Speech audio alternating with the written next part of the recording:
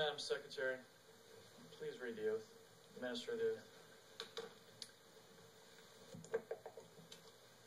Do you solemnly swear or affirm under the penalties of perjury that the responses given in statements made will be the whole truth and nothing but the truth? I do.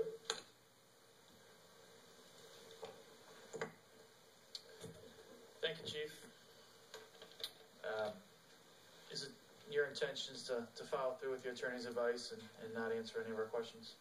With all due respect, Mr. Chairman, at the advice of counsel, that I would be breaking the law, which I've been serving for over 30 years, 25 of which in Anne Arundel County. I do not want to break the law, so I respectfully decline to answer questions that would cause me to do that. Okay. Thank you. Anybody want to speak to the Chief while he's under oath? Mr. Chairman, I'll ask a few questions in general. Chief, I understand you became a police officer in 1987. Is that correct? Yes, with Anne Arundel County Police, October 1st, 1987. That's a start. I understand you became the chief on January 1st, 2007. Is that correct? Yes, I was sworn in as interim on, I believe it was December 4th, 2006, and officially January 1, 2007. And you were appointed to that position by the county executive. Is that correct? Yes. And as the chief, you serve at the pleasure of the county executive. Is that correct? Yes. You are, Chief, currently entered into the Deferred Retirement Option Program. Is that correct? Known as the DROP, colloquially. Yeah, and I don't mind answering that, but I believe that is personnel information and part of the retirement. Okay. That was a matter that was inquired about in a grand jury. He's not going to answer the question. Okay. Fair enough. Chief, how many officers are in the police department?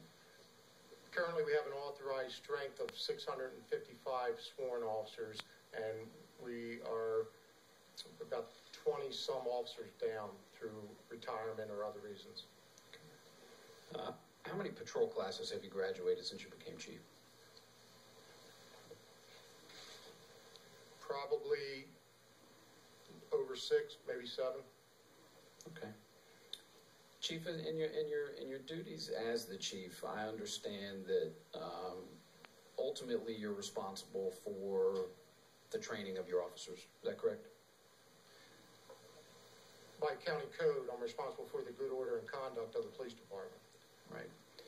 And that ultimately, as in the same county code, you're ultimately responsible to some degree for the conduct of your department and the officers in your department. Is that correct? Yes. Okay.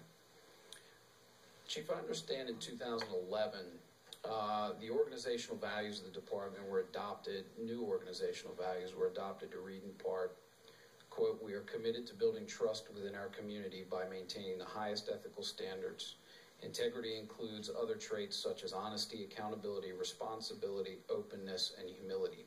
Is that correct? Yes. And I further understand that the department's code of ethics includes the following language, that the citizens of Anne Arundel are entitled to expect a police department that is beyond reproach in matters of integrity, impartial and courteous, open and honest communication that encourages trust. Is that correct?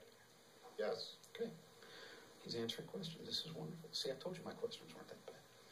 Chief, can we agree that your officers have obligations and responsibilities at all times as all citizens to follow the law? Yes.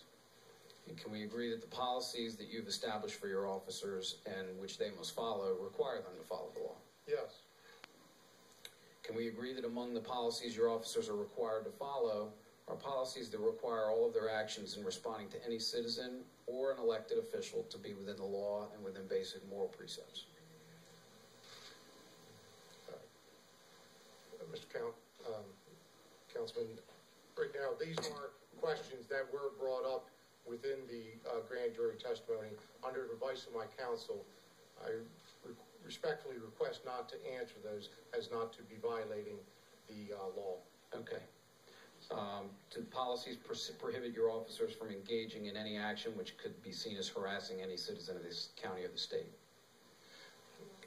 Mr. Councilman, it's going to be the same answer, and I think we're just going down the line of questioning that is going to jeopardize me violating the law to answer these questions. If there's some way Mr. Plymire can satisfy the council's decision to get these type of answers from the police department, as Mr. Martin has already suggested, there may be other avenues. But I don't believe tonight is the avenue of this back and forth, because I would have to dissect each one of your questions and make sure that I'm not violating the law. Okay.